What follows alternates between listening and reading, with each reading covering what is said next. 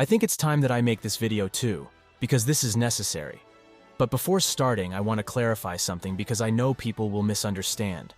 First of all, just because a game is overrated, that does not mean that the game is bad or anything. Overrated simply means that the game was ranked higher than it deserved. And in this case, that game received a more favorable rating, even the slightest, than it actually deserved. So yeah, I want to clarify that, and now we are off to start. We're going to start with GTA and GTA 2. Yes, I'm going to couple them both at once because I think the two games are properly related. These two games are the beginning. They were the beginning of Rockstar games. And I think they are fairly average games for their time and their genre. 2D graphics on the PlayStation 1? Well, that's not something I'll be attached to. But still, I don't think there's anything special or cool about that, and they received fairly average reviews even at that time. Nobody held them up from the revolutionary or legendary. Next up is GTA 3. GTA 3 was one of the most revolutionary games ever made, and I have said this countless times. It literally redefined what 3D gaming can all hold and how open-world gaming can be a fun experience in itself. So even at that time when GTA 3 was released, it was hailed as one of the best games ever. It even won many Game of the Year awards, and for that purpose, I think it's fair to say that GTA 3 is properly rated. It has received a 9 or 90 plus rating across all major outlets, and that justifies the value GTA 3 has provided. Next up is GTA Vice City, and I know this will be a little controversial, but I think GTA Vice City is a little overrated. Slightly. Why? Well, it was released about a year later than GTA 3, and it really didn't have much more than the original game. Yeah, it had a better campaign and some better touch-ups here and there, but the people called GTA Vice City better than GTA 3. I don't think that's the case. GTA Vice City might be better than GTA 3, but the gap is very small. And scoring GTA Vice City's top 3 GTA games of all time is laughable when you have other games in the series. I'm going to play GTA Vice City in a slightly overrated category. I know this is controversial, but if you play both GTA Vice City and GTA 3 at once, you can't tell much of a difference. Next up is GTA San Andreas. Now, I think GTA San Andreas was an impure upgrade, so I'm going to place it in the straight-up, properly rated category. GTA Vice City was good, but GTA San Andreas was fashion. It literally showed what a Rockstar is capable of. A true masterpiece, ahead of its time. Even after so many years, GTA San Andreas still have the biggest campaigns of all GTA games. Because when you combine a giant map with a good character and a good storyline, you have a deadly combination. And GTA San Andreas is exactly that. Now let's move on to the next one without wasting much time, and I'm talking about Grand Theft Auto 4. Grand Theft Auto 4 was the first GTA game that came out on PlayStation 3, and it was epic, even at that time. The graphics are not on the level you expect, but still, everything else is perfect, especially the storyline and characters. GTA games generally do not leave much impression on the storyline or the world. The game is set mainly in Liberty City, and they have improved it a lot since the last time you've seen Liberty City. The city is more defined and well-structured, and you're going to have a blast with it. That's it. And I think GTA 4 still holds up to this day. You can still go out and play GTA 4 and not feel like it's outdated, boring, or anything like that. And GTA 4 was highly regarded back in the day.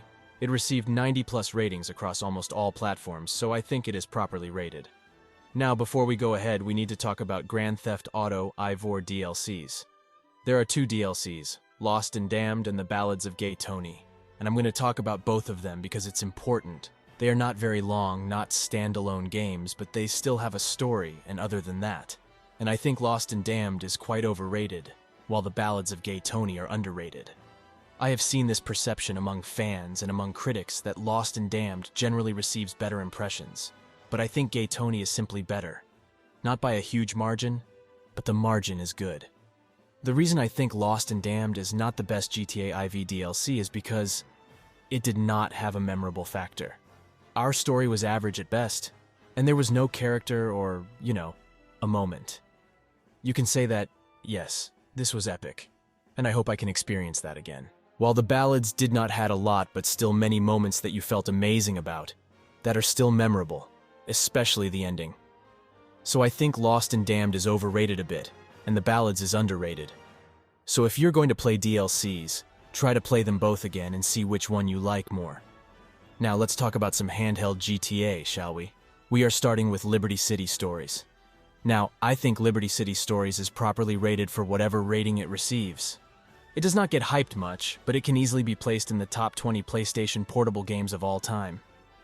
I have to give Rockstar props, because even back when it was released, they managed to put such an open-world game on the handheld. That's a neat place, no doubt. But I don't think it's the best GTA handheld game ever. I prefer Vice City Stories. So, for GTA Liberty City Stories, I'm still going to place it in a properly rated category. Next up is GTA Vice City Stories, and I think this game is underrated. I'm not saying that this game is so special or so good, but it does not get any attention among fans and critics.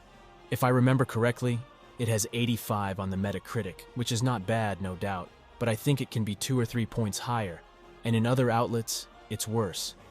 Why am I saying that this game is actually underrated?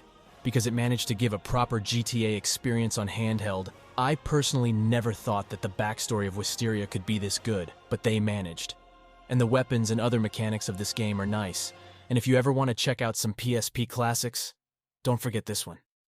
Next up is Chinatown Wars, and I hate to say it, but I think this game is a little overrated. I mean, I don't think this game belongs in the 90s rating category. It's quite straightforward. It does not have almost no dialogue, and they instead use text-based interaction, so they can put a lot of content on the low floor, which I'm in favor of, but that doesn't mean this game is special.